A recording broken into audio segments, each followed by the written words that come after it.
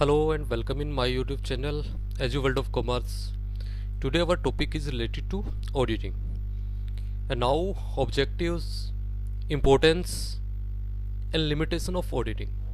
कि हमारे ऑडिटिंग के क्या ऑब्जेक्टिव हैं, क्या लिमिटेशन हैं और क्या इम्पोर्टेंस हमारे ऑडिटिंग की रहती है।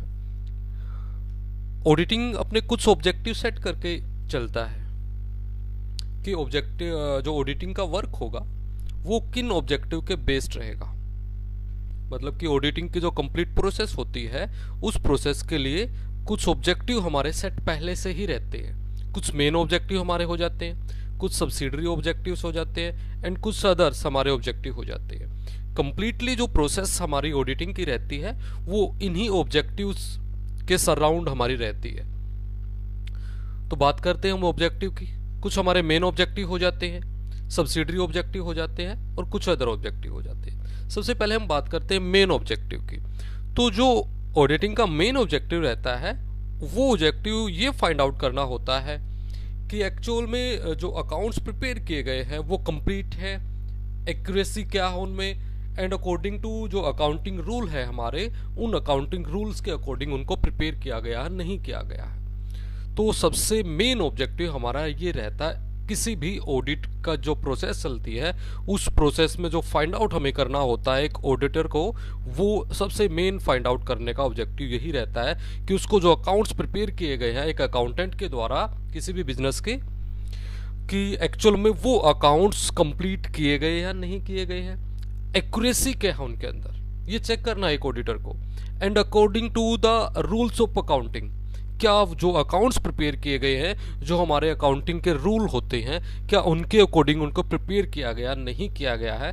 तो एक ऑडिटर को ये चेक करना सबसे मेन उसका ऑब्जेक्टिव होता है। इसके बाद कुछ सब्सिडरी ऑब्जेक्टिव होते हैं। सब्सिडरी डिफरेंट टाइप्स के हमारे सब्सिडरी ऑब्जेक्टिव हो जाते हैं। सबसे पहले जैसे बात आ जाती है कि सब्सिडरी ऑब्जेक्टिव में हम बात करते हैं डिटेक्शंस ऑफ एरर, कि एरर को डिटेक्ट करना है एक ऑडिटर को सबसे पहले, ठीक है।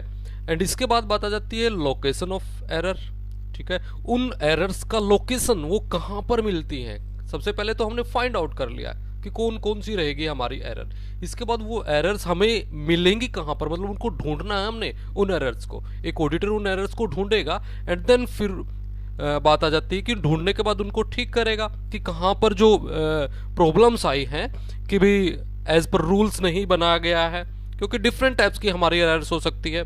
या कोई मतलब कि जैसे पोस्टिंग किसी भी अकाउंट्स में करनी थी वो पोस्टिंग नहीं की गई है, रॉन्ग अमाउंट से पोस्टिंग अगर कर दी गई है, ठीक है, डबल एंट्री वहां पर कर दी गई है किसी भी अमाउंट की, ठीक है, 2 बार एंट्री वहां पर हो चुकी है। तो डिफरेंट टाइप्स की एरर हो जाती है, उनको फाइंड आउट करना है। इसके बाद डिटेक्शन ऑफ फ्रॉड।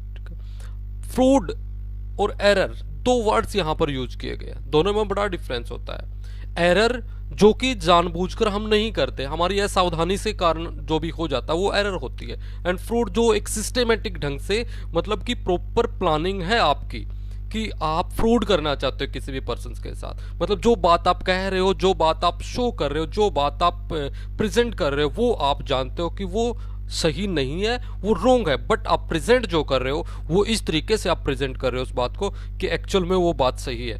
उसके पीछे आपका एक मोटो हो जाता है कि आप फ्रॉड करके आप प्रॉफिट लेना चाहते हो और सामने वाले को आप लॉस पहुंचाना चाहते हो, बट एरर में ऐसा नहीं होता, ये आपके असावधानी के कारण हो जाती है। इसका ऑब्जेक्टिव आपका किसी के साथ मतलब लॉस पहुंचाना नहीं है। मे बी ऐसा हो सकता है कि लॉस हो जाए बट आपका ऑब्जेक्टिव ऐसा नहीं था कि लॉस होना। मे बी ऐसा हो कि आपकी असावधानी हुई बट लॉस हुआ भी नहीं किसी भी तरीके से, तो वो एरर नहीं मानी जाती फिर उस कंडीशंस में। तो सबसे पहले हम बात करते हैं डिटेक्शंस ऑफ एरर, कि किस किस टाइप्स की हमारी एरर्स होती है, ठीक है। डिफरेंट टाइप्स की हमारी एरर्स होती है। +1 में आपने पढ़ा है कि जो एरर्स हमारी होती है, एक चैप्टर स्पेशल आपका यहाँ पर आता है, ठीक है। सबसे पहले आ जाता है हमारा एरर ऑफ ओमिशन, जिसको हम बोल देते हैं भूल की अशुद्धि। मतलब कि कोई भी जो बुक्स आपने मेंटेन की है उन बुक्स में कोई एंट्री करने आपने छोड़ दी है, मतलब वो एंट्री करना बिल्कुल ही आप भूल गए हो।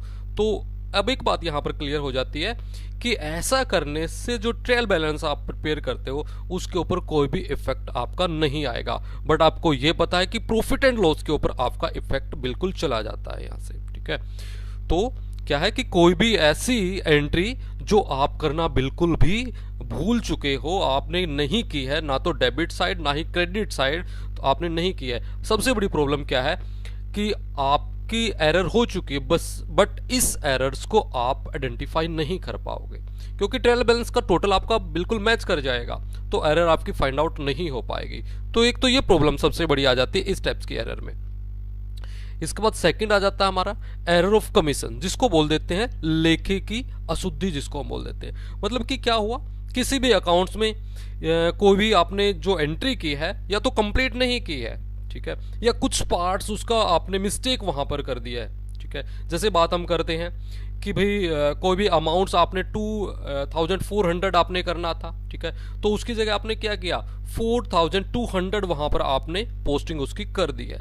तो वहां से क्या हो जाएगा कि भाई टोटल पर कोई भी इफेक्ट नहीं होगा, जो आपका ट्रायल बैलेंस का टोटल होगा उसके ऊपर कोई इफेक्ट नहीं होगा, क्योंकि आपने क्या किया है कि आपने जो एंट्री की है वो 2400 से आपने करनी थी, बट आपने कर दी क्या है 4200 से आपने एंट्री कर दी है, बट ट्रायल बैलेंस का टोटल आपका दोनों साइड से मैच कर जाएगा। तो प्रॉब्लम आपकी फिर से खड़ी हो जाएगी क्योंकि एक्चुअल में तो एरर है बट आप इसको फाइंड आउट फिर भी नहीं कर पाए हो।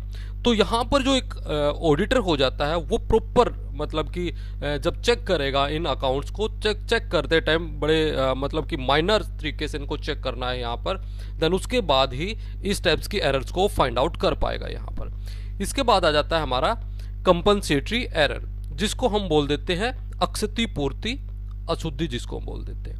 मतलब कि क्या हो जाता है कि दो एरर इकट्ठी हो जाती है और वो एरर इस टाइप से हो जाती है कि एक एरर दूसरी एरर्स के इफेक्ट को अपने आप ही कम कर देती है यहाँ पर। तो इस टाइप्स की एरर्स को हम क्या बोल देते हैं कंपनसेटरी एरर यहाँ पर बोला जाता है। जैसे 2 पर्सन्स की आपने एंट्री करनी थी, तो दोनों पर्सन्स में क्या हुआ, एक पर्सन था यहाँ पर, जैसे हम बात करते हैं मोहन, एंड सेकंड पर्सन आ जाता है हमारा सोहन, ठीक है। 2 पर्सन है, दोनों के अकाउंट्स में क्या किया आपने मिस्टेक दोनों जगह हुई आपकी, लेकिन एक मिस्टेक ने दूसरी मिस्टेक को यहां पर रिकवर यहां पर कर दिया, ठीक है। जैसे आ जाता है कि मोहन के अकाउंट्स में आपने 2000 डेबिट आपने करने थे, ठीक है, बट कर दिए वहां पर कितने, वहां पर आपने कर दिए सिर्फ 1000 आपने डेबिट यहां पर कर दिए, ठीक है। यहां पर इसके बिल्कुल उल्टा हो जाता है, 1000 आपने करने थे, कर दिया आपने कितने 2000 यहां पर आपने कर दिए, ठीक है। बट यहां पर क्या हुआ, लास्ट में तो वही 2000 वाला ही आ जाता है आपका, ठीक है। ट्रायल बैलेंस क्या हो जाएगा, दोनों साइड का टोटल यहां पर फिर से मैच हो जाएगा, बट जो आपका प्रॉफिट एंड लॉस है उसके ऊपर आपका इफेक्ट यहां पर चला जाएगा, ठीक है। तो इस टाइप्स की एरर्स को भी जब एक ऑडिटर फाइंड आउट करेगा तो बड़ी सावधानी से इनको भी फाइंड आउट यहां पर एक ऑडिटर को करना चाहिए। इसके बाद नेक्स्ट आ जाता है हमारा एरर ऑफ प्रिंसिपल। अब बात आ जाती है हमारे अकाउंटिंग रूल्स की। जो 3 अकाउंट्स आप पढ़ते आए हो, टाइप्स आपके पर्सनल, रियल एंड नॉमिनल्स अकाउंट जो आ जाते हैं, उनके जो रूल रेगुलेशंस आप पढ़ते आए हो, उन्हीं रूल रेगुलेशंस के ऊपर बेस्ड है। मतलब कि इस टाइप्स की एरर्स में क्या होता है, उन रूल रेगुलेशंस को यहां पर फॉलो नहीं किया जाता, ठीक है। जैसे बात आ जाती है कैपिटल्स की, ठीक है, और इनकम में कोई डिफरेंस यहां पर नहीं माना जाता। इनकम और एक्सपेंडिचर में किसी भी टाइप्स का डिफरेंस यहीं नहीं माना जाता, ठीक है। जैसे बात आ जाती है कि भाई कोई भी पर्सन क्या क्या हुआ कि भाई परचेज क्या फर्नीचर्स वहां पर परचेज किया जाता है, ठीक है, गलत अकाउंट्स में वहां पर उसकी एंट्री कर दी जाती है। रिपेयर की एंट्री आपने करनी थी, वो गलत अकाउंट्स में आपने एंट्री कर दी, रेंट अकाउंट में आपने एंट्री कर दी वहां पर, ठीक है। तो इस टाइप से क्या है कि यहां पर भी फिर से क्या हो जाएगा, ट्रायल बैलेंस के ऊपर किसी भी टाइप्स का कोई इफेक्ट नहीं होगा, बट आपके प्रॉफिट एंड लॉस के ऊपर यहां पर भी इफेक्ट चला जाता है, ठीक है। इसके बाद नेक्स्ट आ जाता है हमारा एरर ऑफ डुप्लीकेशन। मतलब कि 2 बार आपने किसी भी अमाउंट्स की एंट्री आपने यहां पर कर दी है। मान लो मोहन के नाम से आपने एंट्री करनी थी 2000 की, एक बार कर दी, फिर से एक बार फिर से कर दी, ठीक है। 2 बार आपने 2000 की यहां पर एंट्री कर दी है, तो इसमें भी फिर से आपकी एरर यहां पर आ जाती है, ठीक है। तो ये डिफरेंट टाइप्स की एरर हमारी आ जाती हैं जो आपके ऑडिटिंग का जो आपका काम कर रहे हो उन काम में आपके लिए प्रॉब्लम क्रिएट कर देती है, ठीक है। अब बात आ जाती है एरर्स का, तो आपको पता चल चुका है कि कितने टाइप्स की आपकी एरर्स होती हैं। अब बात आ जाती है कि उन एरर्स को लोकेट आपने करना है, लोकेशन उनकी ढूंढनी है कि कहां कहां पर किस किस लोकेशंस में उस टाइप्स की एरर आपको मिल सकती है, ठीक है। एक बड़े सिस्टमेटिक तरीके से जब आप एरर्स को ढूंढोगे तो बड़े सिस्टम से आपने चलना है, ठीक है। सबसे पहले क्या करना है आपने, checking of total of trial balance. अभी आपने जितनी भी एरर्स हमारी आई थी उनमें कॉमन बात आपने क्या पढ़ी है कि ट्रायल बैलेंस के ऊपर आपका कोई भी इफेक्ट नहीं जाता, ठीक है। तो सबसे पहला आपका काम यही आ जाता है कि ट्रायल बैलेंस के टोटल को आप बड़ी सावधानी से एक एक अमाउंट्स को आप उनका टोटल करते रहिए, देन उसके बाद आप उसको चेक कीजिए, ठीक है। सबसे पहला तो क्या है, यहां पर आपको एरर मिलने के चांस हो जाते हैं जी। यहां पर आपको मिल जाती है कि इनकेस अगर आपका टोटल नहीं मिल पाता तो एरर आपको मिल जाती है यहां से, ठीक है। इसके बाद बात आ जाती है कि यहां पर आपको नहीं मिला, एरर आपको नहीं मिली, then next to find the account of difference, ठीक है। अंतर की राशि को क्या करना, आपने प्राप्त करना। इनकेस, ठीक है, नहीं मिलता, ठीक है, दोनों साइड का टोटल आपका नहीं मिलता, तो फिर आपका क्या हो जाता है कि भी दोनों साइड का टोटल नहीं मिला, तो आपको जो डिफरेंस है उस डिफरेंस के बारे में आपको पता चल जाएगा। अब डिफरेंस कितना है आपके पास जो आया है, अगर सेम अमाउंट्स का कोई भी मतलब आपके पास है कुछ भी मतलब आइटम्स, ठीक है, या जो आपने पोस्टिंग की है, तो वहां से आपको पता चल जाएगा कि इस अमाउंट्स की अभी जो आपके पास मतलब मान लेते हैं उसका वाउचर है बट उसकी एंट्री नहीं हुई है, या एंट्री हो गई वाउचर नहीं है उसका, तो यहां से आपको फाइंड आउट हो जाता है, ठीक है। इसके बाद नेक्स्ट हो जाता है, यहां पर भी नहीं फाइंड आउट हो पा रहा आपको। इसके बाद नेक्स्ट है making the come amount of difference of. अब जो अमाउंट्स आपके पास आया है उसको हाफ ऑफ कर दीजिए, ठीक है। जितना भी अमाउंट्स आपके पास आया था उसको आपने हाफ किया, ठीक है। हाफ करने के बाद क्या है, आप फिर से चेक करते हो कि इस टाइप्स का कोई आइटम आपको मिल जाए, बट आइटम आपको फिर से नहीं मिलता।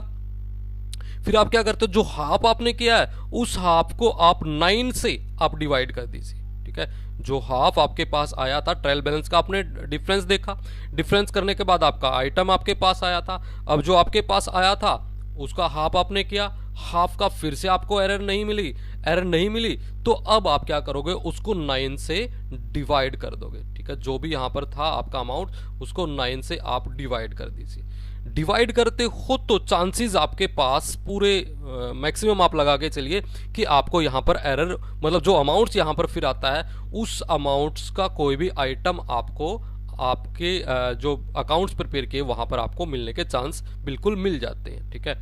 अब जैसे कई बार क्या होता है कि जो यहाँ पर आता है अमाउंट्स उसको चेक कर लीजिए कि आपके कहीं ना कहीं वो अमाउंट्स आपको मिल जाएगा, अगर नहीं मिलता तो चेंज कर लीजिए इनको, मतलब जो डिजिट है इनके, जैसे बात आ जाती है 298 यहाँ पर आया है, ठीक है, तो इसको कर लीजिए आप 982 बन सकता है आपका, ये 892 बन सकता, मतलब जो भी है इन 3 डिजिट से आप बना सकते हो, जो भी यहाँ पर आता है उनको आगे पीछे चेंज आप कर लीजिए, देन उसके बाद आपको वो अमाउंट्स कहीं ना कहीं मिल जाएगा और एक्यूरेट वही आपका अमाउंट यहाँ पर मतलब कि जो एरर है उसका हो सकता है। अब बात आ जाती है चेकिंग ऑफ जर्नल। यहाँ पर भी या तो मिल जाता है, भाई नहीं मिल रहा तो आगे हम प्रोसेस अपनी स्टार्ट करेंगे। चेकिंग ऑफ जर्नल, अब जो जर्नल एंट्री हमने की है उन जर्नल एंट्री की आप चेकिंग कर लीजिए प्रॉपर, ठीक है।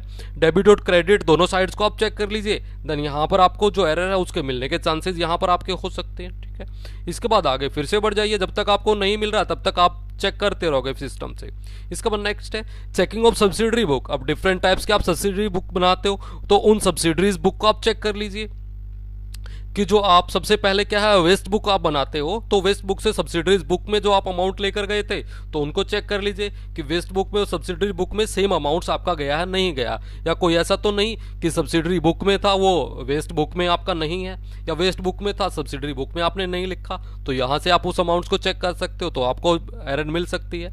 इसके बाद फिर से आप आगे बढ़ जाइए, अगर नहीं मिल रहा, ठीक है, checking of posting of subsidiary book. Subsidiary book में जो पोस्टिंग आपने की है, ठीक है, वहां से जो LF आप पढ़ते आए हो, ठीक है, यहाँ पर पेज नंबर से आप चेक कर लो जी फिर, ठीक है। यहाँ से फिर से आपको मिल सकती है एरर कि किस पेज नंबर पर कौन सी पोस्टिंग आपने की थी, उस अमाउंट्स का क्या कौन सा आइटम था, तो वो आपको यहाँ से मिल सकता है, ठीक है। इसके बाद नेक्स्ट है checking of balance of ledger. अब लेजर जो आपने बनाए हैं उन लेजर का बैलेंस आप चेक कर लीजिए, जो दोनों साइड का आपने टोटल एक्चुअल में किया भी या नहीं भी किया है। अगर किया है तो दोनों साइड का टोटल आपका मिला है नहीं मिला है, तो वहां से भी आप चेक कर सकते हो बिल्कुल, देन तब भी आपको एरर फाइंड आउट हो सकती है। इसके बाद नेक्स्ट हो सकता है जी चेकिंग ऑफ ओपनिंग एंट्रीज, कि ओपनिंग एंट्रीज जो आपकी हुई थी उन ओपनिंग एंट्रीज को आप चेक कर लीजिए, ठीक है, कि लास्ट ईयर्स की नेक्स्ट ईयर में आप लेकर गए हो या नहीं लेकर गए हो, लास्ट ईयर में क्या थी और नेक्स्ट ईयर में आप उसको क्या लेकर गए हो, तो वहां से भी आपकी एरर फाइंड आउट हो सकती है। और इसके बाद लास्ट हो जाता है comparison of last year of trial balance, कि लास्ट ईयर का जो आपने ट्रायल बैलेंस बनाया था उस ट्रायल बैलेंस को प्रेजेंट ईयर के आप ट्रायल बैलेंस के साथ मैच कर लीजिए कि क्या डिफरेंस वहां पर आपको मिल रहा है, ठीक है। मे बी ऐसा हो सकता है कि या तो बिल्कुल मार्जिन सा डिफरेंस हो सकता है, बहुत बड़ा डिफरेंस भी आपके लिए यहाँ पर हो सकता है, ठीक है। देन उसके बाद उसकी आप चेक करके से कि डिफरेंस बहुत बड़ा है तो आपके लिए बहुत इंपॉर्टेंट वो पार्ट हो सकता है, ठीक है। तो आप उसको चेक कर लीजिए कि कहाँ पर इतने बड़े टोटल जो आपका डिफरेंस आया है, कहाँ पर प्रॉब्लम आपकी रही है, देन वहां से आपको एरर फाइंड आउट हो सकती है। इसके बाद नेक्स्ट आ जाता है जी हमारा डिटेक्शन ऑफ फ्रॉड, ठीक है। अब फ्रॉड को आपने चेक करना है। अभी तक तो हम एरर की बात कर रहे थे, ठीक है, अब बात आ जाती है फ्रॉड की। अब फ्रॉड अभी मैंने बताया है आपको बड़े सिस्टेमेटिक तरीके से किया जाता है, मतलब कि फ्रॉड करने वाले की एक प्रॉपर प्लानिंग होती है कि वो चाहता है कि मैं इस तरीके से मतलब कि काम करूं कि मुझे तो प्रॉफिट हो जाए और सामने वाले को लॉस हो जाए, मतलब कुछ अमाउंट्स की बात आ जाती है, ठीक है। मतलब इस तरीके से रिप्रेजेंट करता है सामने वाला कि भाई मुझे प्रॉफिट हो जाए, सामने वाले को लॉस हो जाए। तो किसी न किसी तरीके से यहाँ पर क्या करता है, एक प्रॉपर प्लानिंग से पर्सन चल रहा है। अब एक सबसे बड़ी बात यहाँ पर आ जाती है कि यहाँ पर क्या है, जो हमारा ऑडिटर है वो भी भाई अपना क्या है, अपने आप को यहाँ पर एक बात बोल सकते हैं कि निहत्था मान सकता है, क्योंकि फ्रॉड एक सिस्टेमेटिक ढंग से किया जाता है जी। सामने वाला क्या है, एक सिस्टेमेटिक प्रॉपर प्लानिंग से चल रहा है, और उस प्रॉपर प्लानिंग में क्या हो सकता है कि भी फ्रॉड, अगर ऑडिटर क्या है अपनी ऑडिट रिपोर्ट भी दे देता है, देन उसके बाद भी क्या है फ्रॉड रह जाता है। कभी भी एक ऑडिटर क्या है अपनी ऑडिट रिपोर्ट में नहीं डालता कि 100% एक्यूरेट है मेरी ऑडिट रिपोर्ट, क्योंकि कई बार क्या हो जाता है जो बड़े सिस्टेमेटिक ढंग से जो फ्रॉड किए गए हैं वो फ्रॉड लास्ट में फिर भी रह जाते हैं, मतलब कि ऑडिटर भी उनको फाइंड आउट नहीं कर पाया है। इस टाइप्स के फ्रॉड यहाँ पर हो जाते हैं। तो देखते हैं कौन कौन टाइप्स के फ्रॉड हो जाते हैं, ठीक है। सबसे पहले बात आ जाती है मिस अप्रोप्रिएशन ऑफ कैश, ठीक है, and second goods and third account. अब तीन बात यहां पर आई है, कैश, गुड्स एंड अकाउंट्स। अब एक और बात मैं आपको क्लियर कर देता हूं, जो ये तीन चीज आपने पढ़ी है, इनके पीछे जो इस टाइप्स का फ्रॉड करने वाले हैं वो भी एक कैटेगरी वाइज यहां पर आ जाते हैं, ठीक है। कैश मतलब कि जो सबसे लो कैटेगरी एक बिजनेस के अंदर काम करने वाले पर्सनों की हो जाती है, वो इस टाइप्स के फ्रॉड को प्रेफरेंस देते हैं। उनसे अपर कैटेगरी वाले जो पर्सन हो जाते हैं वो गुड्स के फ्रॉड को प्रेफरेंस देते हैं जी, ठीक है।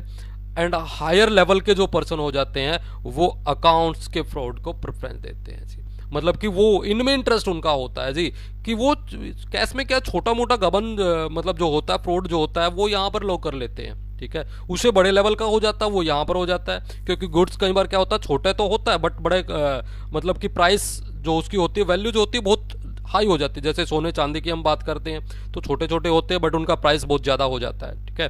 अब अकाउंट्स की बात हो जाती है कि भाई यहाँ पर तो क्या भाई एट लास्ट में कंप्लीटली ऐसा चेंज कर दिया जाता है अकाउंट्सों में, ऐसा ड्रेसिंग की जाती है उनमें कि इस तरीके से प्रेजेंट किया जाता है एक ऑडिटर के सामने कि भाई एक्चुअल में क्या है अकाउंट्स में बहुत बड़े तरीके से उनको सजाया गया है, इस तरीके से सजाकर उनको दिखाया जाता है, ठीक है। बट एक्चुअल में क्या है बहुत बड़ा फ्रॉड उनके अंदर किया गया है।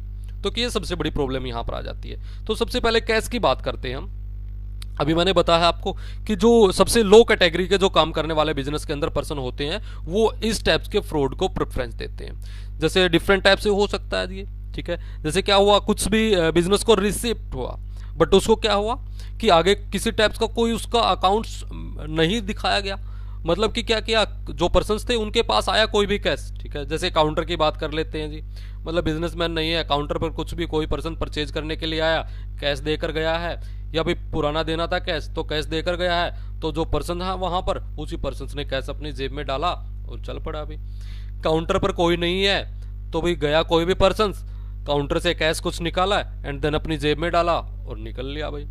कहीं किसी का कुछ मिल गया कैश वहां पर तो वो उठाया एंड जेब में डाला और चल पड़ता है जी, ठीक है। ये बात आ जाती है, ठीक है। जैसे बात आ जाती है कि भी सेल किया किसी टाइप्स का कोई वहां पर मतलब कि आपने अकाउंट्स नहीं दिखाया और जितना भी आपके पास सेल होने के बाद आया वो आपने अपनी जेब में डाल लिया जी, वो चीज हो जाता है। सेल रिटर्न हुआ कुछ भी, ठीक है। आपने सेल रिटर्न तो क्या किया, हुआ था आपके पास, ठीक है, बट अमाउंट्स आपने अपनी जेब में डाल लिया जी, वहां से आप कर गए। डिस्काउंट्स आपने दे दिए, ठीक है, झूठे दिखा दिया जाता है कई बार, आप रिटर्न्स दिखा दिए जाते हैं, बेड डेब्ट्स दिखा दिए जाते हैं, ठीक है, मतलब कि इनकी क्या है, इस टाइप से एंट्रीज कर कर दिखा दी जाती है, बट एक्चुअल में होता कुछ नहीं है, ठीक है, वो सब कुछ आपकी जेब में ही जाता है वहां पर, ठीक है। या इसके बाद आ जाती है जी बात, डिफरेंट टाइप्स के जो नेगोशिएबल इंस्ट्रूमेंट होते हैं वो आपने अपनी जेब में डाल लिया जी। अगर मान लो चेक होता है वो भी ऑन डिमांड नहीं है, ठीक है, मतलब क्रॉस चेक नहीं है, तो देन आपकी जेब में चला गया, अभी कोई भी पर्सन उसकी पेमेंट यहाँ पर ले सकता है, ठीक है। यह बात आ जाती है डिफरेंट टाइप्स की कंपनी को, बिजनेस को इनकम होती है, आपके पास आई है, वो आपको जमा करवानी बिजनेस के अंदर, बट आपने कुछ अपनी जेब में डाल लिया वहां से। डिफरेंट टाइप्स के डोनेशन मिलते हैं बिजनेसों को, ठीक है, वो आपने अपनी जेब में डाल लिया, ठीक है। कोई भी मतलब कि रद्दी जैसे सामान जिसको हम बोल सकते हैं, वो बिजनेस में आपने कोई भी सेल किया, स्टेशनरी थी पुरानी वो आपने सेल कर दिया, बट अमाउंट जितना भी आया वो आपकी जेब में चला जाता है।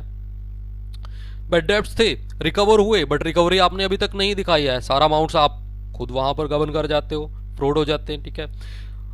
पर्सन्स काम करने वाले 20 हैं, ठीक है, आपने सैलरी 25 की बना दी है, 5 पर्सनों की जो सैलरी है वो आपकी जेब में यहां पर चली जाती है, ठीक है। तो इस टाइप से क्या है, कैश का यहां पर फ्रॉड किया जाता है। इसके बाद नेक्स्ट आ जाता है हमारा मिस अप्रोप्रिएशन ऑफ गुड। अब गुड्स का किस तरीके से किया जाता है जी, अब गुड्स में भी क्या है, अभी मैंने आपको बताया है कि कोई कुछ जो आइटम होते हैं बड़े कॉस्टली होते हैं, मतलब काफ़ी वैल्यूएबल होते हैं, बट छोटे होते हैं, जेब में आसानी से आ जाते हैं, तो कोई भी पर्सन जो वहाँ पर काम करने वाले हैं जेब में डाला है, एंड देन उसके बाद जाते टाइम अपनी जेब में लेकर चले जाते हैं, वहाँ से गुड्स आपका गायब हो जाता है, वैल्यू आपकी जा जाती है, आपको लॉस हो जाता है। एक इस टाइप्स का फ्रॉड यहाँ पर हो जाता है, चुरा कर ले जा जाता है आपके स्टोर से कोई भी सामान, ठीक है, वो चीज़ आ जाती है। या जैसे बात आ जाती है कि भाई फर्जी क्रेडिट नोट बनाकर भेज दिया जाता है, बट जो सामान है वो आप अपनी जेब में डालकर चले जाते हो यहाँ से, वो प्रॉब्लम आ जाती है। या जो आपकी पर्सनल यूज के लिए कोई भी सामान आपने ले लिया, बट उसकी कोई भी कहीं पर भी एंट्री नहीं दिखाई जाती वहां पर, ठीक है। सेल रिटर्न, परचेज रिटर्न के नाम से कुछ भी आपके पास आया था, बट आपने कहीं भी किसी भी टाइप की कोई एंट्री वहां पर नहीं दिखाई है, ठीक है। तो इस टाइप से क्या है, आप जो आपके बिजनेस है उनमें गुड से रिलेटेड फ्रॉड यहाँ पर हो जाता है। इसके बाद लास्ट हमारा आ जाता है मैनिपुलेशंस ऑफ अकाउंट, ठीक है। अब अकाउंट जो हो जाते हैं उनको इस तरीके से मैनिपुलेट किया जाता है, ठीक है, कि भाई सामने वाला जो ऑडिटर है उसके ऊपर बड़ा एक पॉजिटिव इफेक्ट आप डालना चाहते हो कि जो अकाउंट्स है वो बहुत अच्छे तरीके से आपने प्रिपेयर किए, बट एक्चुअल में ऐसा नहीं होता, बहुत बड़ी गड़बड़ी उनके अंदर यहाँ पर आ जाती है, ठीक है। आप इनकम टैक्स बचाना चाहते हो तो वो चीज़ आपके लिए सबसे बड़ी यहाँ पर की जाती है, ठीक है, मतलब कि बहुत बड़े लेवल पर जो फ्रॉड किया जाता है वो यहाँ पर किया जाता है। या बात आ जाती है कि कमीशन दिया जाना था, आप लेना चाहते हो कमीशन, तो प्रॉफिट होगा तो मैक्सिमम, तो आपको ज्यादा प्रॉफिट मिलेगा, तो मैक्सिमम प्रॉफिट आप वहां पर शो कर देते हो, जिससे क्या है आपको प्रॉफिट के बेस पर जो आपको रेट ऑफ कमीशन मिलेगा वो बहुत ज्यादा आपको मिल जाएगा, तो वो चीज यहाँ पर हो जाती है। बोनस आप नहीं देना चाहते तो भी जानबूझकर आपने लॉस दिखा दिया वहां पर, तो वो प्रॉब्लम आ जाती है। या कोई भी डिविडेंड्स आपने दिया है, वो उसकी कोई भी रेट आप वहां पर नहीं शो कर रहे हो, ठीक है। कोई भी लोन था आपका वो आपको प्राप्त हो गया, भाई शो नहीं किया आपने, वो प्रॉब्लम सबसे बड़ी आ जाती है, ठीक है। या बात आ जाती है कि डिफरेंट टाइप्स के और यहाँ पर हो जाती है, ठीक है। एसेट्स हैं जो आपकी, उनके ऊपर किसी भी टाइप्स का कोई डेप्रिसिएशन आपने नहीं यहाँ पर चार्ज किया, या जो आपकी एसेट्स एंड लाइबिलिटीज थी उनकी वैल्यू को या तो भाई बहुत अधिक आपने करके दिखाया या बहुत कम आपने करके दिखाया, तो वो आपके लिए प्रॉब्लम यहाँ पर क्रिएट हो सकती है, ठीक है। या बात आ जाती है कि भाई एक्चुअल में जो आपके एक्सपेंसेस है वो नहीं हुए हैं, बट आपने एक्सपेंसेस करके वहां पर दिखा दिए हैं, ठीक है। या मतलब कि एक्चुअल एक्सपेंसेस जो आपके हैं, ठीक है, और जो आपने शो किए हैं उन एक्सपेंसेस से बिल्कुल मैच नहीं वहां पर कर रहे, तो आपके लिए प्रॉब्लम आ सकती है वहां पर, ठीक है। या भाई कैपिटल एक्सपेंडिचर थे वो, ठीक है, उनको आपने इनकम एक्सपेंडिचर्स की कैटेगरी में आपने डाल दिया है, वो आपके लिए प्रॉब्लम आ सकती है, ठीक है। या भाई सीक्रेट आपने कहीं ना कहीं रिजर्व आपने ऐसा रखा हुआ है, तो वो आपके लिए आ जाती है। या मेन बात मतलब की बात आ जाती है, घूम फिर कर हम बात अगर करते हैं तो विंडो ड्रेसिंग इस तरीके से की जाती है, आप अपने बिजनेस को बहुत अच्छे तरीके से ऑडिटर के सामने प्रेजेंट करना चाहते हो, ठीक है, जिससे कि ऑडिटर के ऊपर एक पॉजिटिव इफेक्ट आप डालना चाहते हो, बट एक्चुअल में होता ऐसा नहीं है, ठीक है। तो एक ही स्टेप का फ्रॉड यहाँ पर आ जाता है। इसके बाद नेक्स्ट आ जाता है हमारा अदर ऑब्जेक्टिव, ठीक है। अब जो हमारा ऑडिटिंग है उसके और कुछ मेन आपने पढ़े हैं, सब्सिडरी हमारे ऑब्जेक्टिव आ जाते हैं, इसके बाद अदर ऑब्जेक्टिव हमारे आ जाते हैं। सबसे पहला हमारा ऑब्जेक्टिव हो जाता है मॉरल प्रेशर ऑन एम्प्लॉय, कि एम्प्लॉय के ऊपर क्या है, एक नैतिक प्रभाव डालना है। क्योंकि कई बार क्या होता है, जो एम्प्लॉय है वो एक ऑडिटिंग की जो प्रोसेस होती है उस प्रोसेस को वो लाइक नहीं करते, क्योंकि उनके माइंड में ये रहता है कि भाई ऑडिटिंग की जो प्रोसेस है वो इम्पोर्टेंट नहीं है, हमारा काम कहीं ना कहीं रुक जाता है, या भाई जो बात आ जाती है हमारी परफॉर्मेंस में कहीं ना कहीं प्रॉब्लम्स क्रिएट हो जाती है। तो इस तरीके से वो उसका विरोध करते हैं यहाँ पर। या उनके माइंड में ये भी प्रॉब्लम रहती है कि भाई हमने फ्रॉड किया है तो हम वो आइडेंटिफाई नहीं हो पाएगा। बट यहाँ पर एक एम्प्लॉय के ऊपर एक मॉरल मतलब प्रेजेंस ऐसे डालना जरूरी है कि उनके माइंड में हमेशा एक बात रहे कि आप जो काम कर रहे हो आपके काम का ऑडिट होगा, तो वो किसी भी टाइप्स की कोई मिस्टेक या फ्रॉड करने से पहले से ही बच जाएंगे। तो इस तरीके से भी यहाँ पर एक ऑब्जेक्टिव यहाँ पर सेट किया जाता है। इसके बाद नेक्स्ट आ जाता है हमारा to satisfy the government officer. Government officers को सेटिस्फाई करना होता है आपको। अब जैसे बात अगर हम करते हैं जो हमारी पार्टनरशिप होती है, इनके लिए ऑडिटिंग का जो करवाना है वो कंपलसरी नहीं होता, बट क्या है कि ऑडिटिंग करवा लेते हैं। उनके पीछे एक सबसे बड़ी मतलब कि इनका मोटो ये होता है कि जो गवर्नमेंट ऑफिसर इनके बिजनेस में आते हैं, मतलब कि लीगल फॉर्मेलिटीज इनके करनी पड़ जाती है, तो ऑडिट रिपोर्ट वो इन ऑफिसर्स के सामने शो कर देते हैं, जहां से क्या है उन ऑफिसर्स के ऊपर क्या है एक इफेक्ट चला जाता है पॉजिटिव, सेटिस्फाई हो जाते हैं कि इन्होंने ऑडिटिंग करवा रखी है। दैट मीन्स यहाँ पर इनके अकाउंट्स में किसी भी टाइप्स की कोई फ्रॉड नहीं मिलेगा। इसके बाद लास्ट हमारा जाता है फुलफिलमेंट ऑफ लीगल रिक्वायरमेंट्स, क्योंकि लीगल रिक्वायरमेंट्स हमारी होती है जी, कंपनीज के लिए ऑडिटिंग का काम करवाना बहुत जरूरी हो जाता है आज के टाइम में, ठीक है। इसलिए क्या है मतलब कि अपनी एक लीगल जो रिक्वायरमेंट है उसको फुलफिलमेंट करने के लिए भी ऑडिटिंग यहाँ पर इनको करवाना जरूरी, इनके लिए मतलब कंपलसरी यहाँ पर हम मान लेते हैं कि करवाना जरूरी है। जिससे क्या है एक बिजनेसमैन को उसके बिजनेस की एक्चुअल पोजीशन फाइंड आउट हो जाती है कि एक्चुअल में उसके बिजनेस की जो पोजीशन है वो क्या है, कि प्रॉफिट की तरफ उनका बिजनेस है या लॉस की तरफ उनका बिजनेस जा रहा है। तो टोटल हमारे 3 ऑब्जेक्टिव थे हमारे ये। सबसे पहला हमारा आ जाता है मेन ऑब्जेक्टिव, सब्सिडरी ऑब्जेक्टिव आ जाता है हमारा, एंड देन उसके बाद अदर ऑब्जेक्टिव बात करते हैं। So thank you, please like, subscribe, share my channel as world of commerce, and don't forget to press the bell icon to get new update. Thank you.